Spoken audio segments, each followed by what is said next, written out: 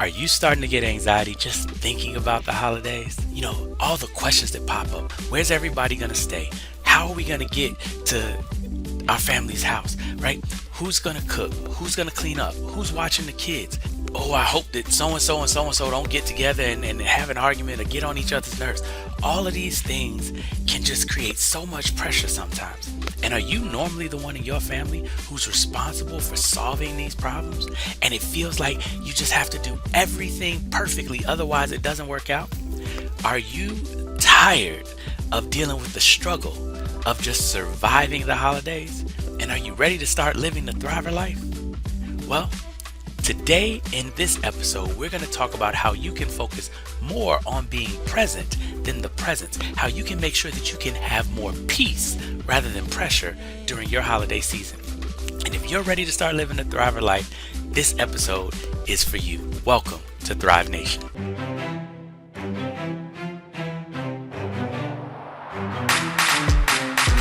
See, all of the pressure that we normally feel during the holidays comes from a really good place. We're trying to make everybody happy. We're trying to make everybody feel festive and feel great. And it's a great time when you're around family, but it also comes with its headaches. And the way that you handle it can really dictate a lot of your experience. And so many of us don't even realize that what we're doing is just surviving during that period of time. We're really just working, trying to go from thing to thing. We're putting out fire to fire, and it's like we're playing whack-a-mole.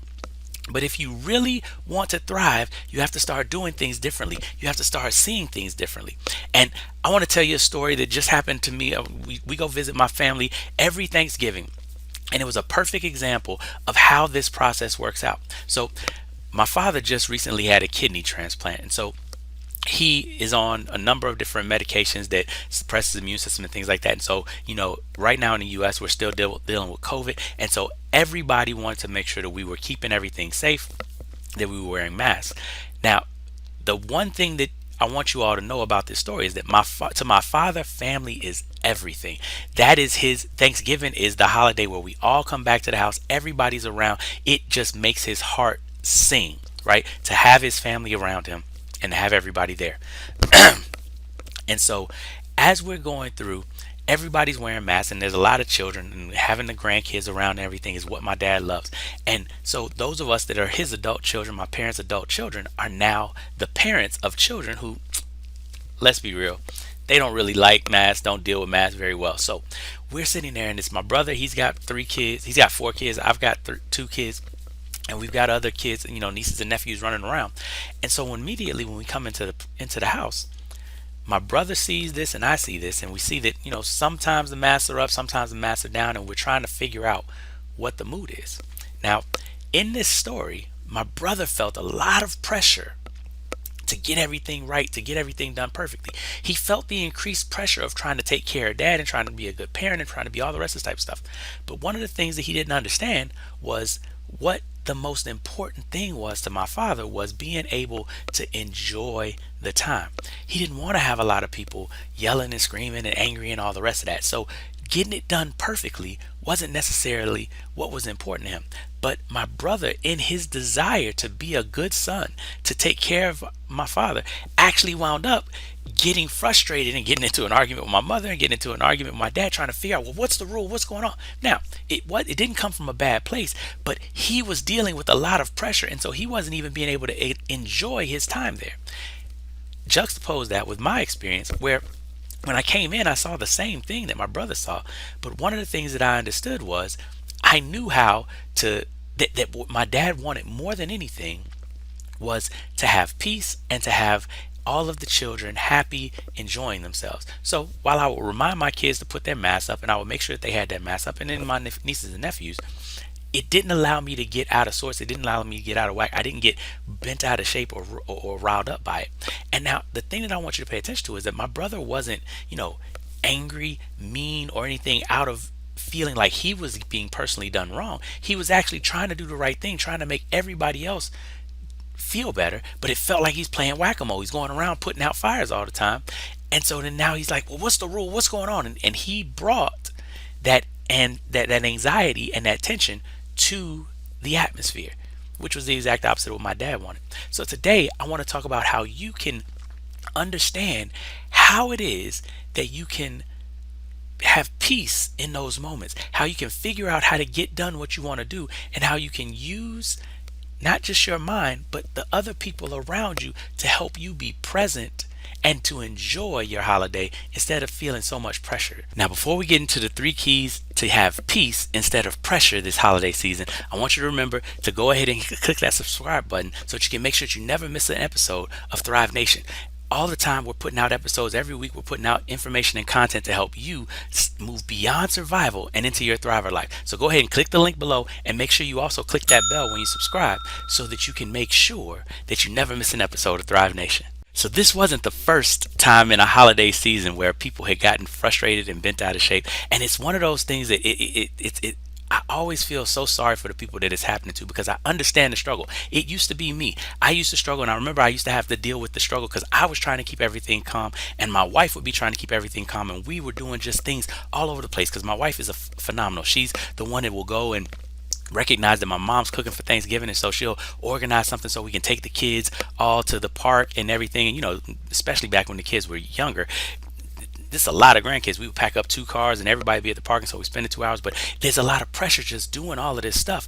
And the thing that I learned, and the thing that really helped me, was understanding that you have to remember to keep the main thing the main thing. This is one of the Stephen Coveyisms that I love. He says, always remember that the main thing is to keep the main thing the main thing. And so there's a couple of ways that you can do that. The first thing that you want to do is you want to understand how to know what good looks like, right? And you want to visualize what a good holiday looks like. So many of us get into the holidays and we're so used to trying to make everybody else's time well that we don't really focus on what we want.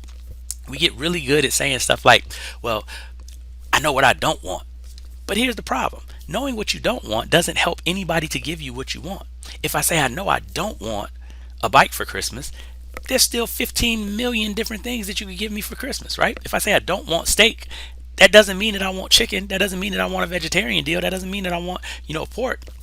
It doesn't help. And so it confuses us, and that adds to a lot of the pressure, and that keeps us just surviving, because all we're doing is avoiding things that we don't want. We're not moving towards things that we want. So the first thing that you need to learn how to do is to make sure that you go into the holiday season visualizing what is it that would be a good Christmas experience, or would be a good New Year's experience.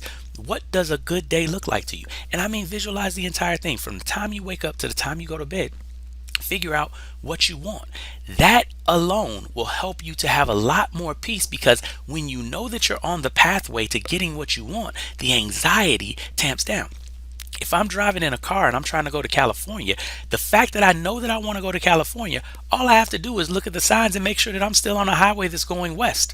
As long as I'm doing that, I'm going to be fine, right?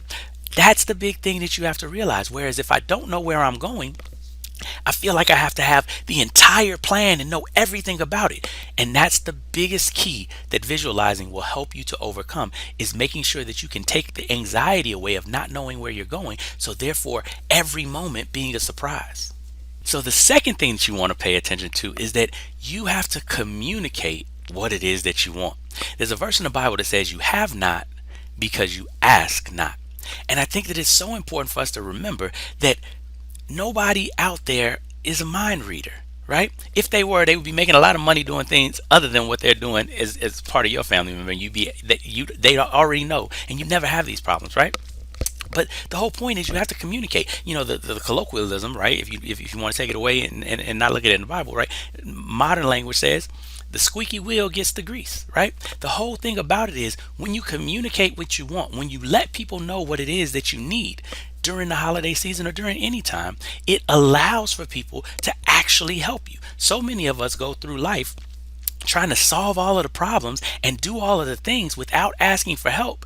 And then we get frustrated that nobody's helping. The reality is we got to let them know that we need help. And it's okay that you need help, because remember, you don't have to do everything yourself. It's not your job to solve all of the problems.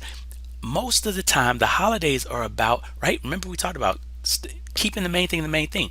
The holidays are about people. And as long as you can make sure that you're being present, the people in your life will care about you, will love you, and will be willing to help you. But they've got to know what you need. They're not going to be able to read your mind. So the second thing that we've got to make sure that we do is that you got to communicate what it is that you want. And one of the big keys that we have to focus on with communication is it's not just telling people what you want, but it's also making sure that they understand. So many times people go out and they communicate and they think they're communicating, but what they're really doing is transmitting information. But here's the problem. Just transmitting information doesn't mean that the person understood what it was that you sent to them. I always used to give this example when I work with my business clients, right? I used to be a Spanish teacher. I speak Spanish. And so I would walk into the room and I would, give them a whole, sentence, a couple of paragraphs in Spanish. And of course, everybody would be looking at me like I was crazy because they didn't understand anything I said. And I would explain to them, right? Why is it that you're acting like I did something wrong? I said exactly what I wanted. I said it exactly the way I wanted to say it. But they don't speak Spanish. You don't speak Spanish, so you don't understand anything I said. That's right. So even though I gave you the information, it doesn't matter because you didn't understand it. And so one of the main things that we have to do is we have to make sure we check for understanding when we're communicating. Right? Communication has two things. First, get the information out of your head. Make sure that you tell people what's going on. And then second, make sure that they understand. Right? Make sure that you get the feedback that yes, they can help. Yes, they understand you. Those two things will dramatically reduce the pressure that you're dealing with over the holiday season because it'll allow you to get so much more stuff done by getting everybody to help instead of feeling like you got to do it all yourself. The third thing you need to do in order to embrace peace instead of pressure this holiday season is to make sure that you remember that done is better than perfect. Right? So often we are letting the perfect be the enemy of the good. And I want you this holiday season just remember that what you wanted was a certain thing.